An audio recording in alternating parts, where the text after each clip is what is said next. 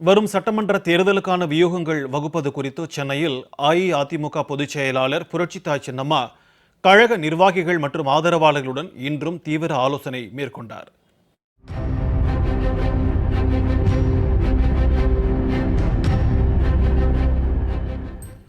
வரும் சட்டமன்ற தேர்தலில் களம் கண்டு புரட்சித் தலைவி அம்மாவின் ஆட்சியை மீண்டும் கொண்டு வருவதே தனது லட்சியம் என்று சூளுரைத்து அஇஅதிமுக பொதுச் செயலாளர் புரட்சித்தாய் சின்னம்மா திமுக தலைமையிலான மக்கள் விரோத ஆட்சியை வீட்டுக்கு அனுப்ப புதிய வியூகங்களையும் வகுத்து வருகிறார்.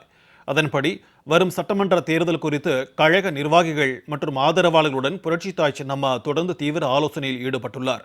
அந்த வகையில் சென்னை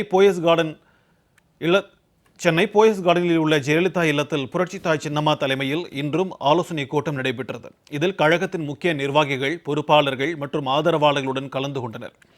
இந்த கூட்டத்தில் வரும் சட்டமன்ற தேர்தலுக்கான புதிய வியூகங்கள் குறித்து கழக நிர்வாகிகள் மற்றும் ஆதரவாளர்களுடன் புரட்சித்தாய் சின்னம்மா ஆலோசனை மேற்கொண்டார்.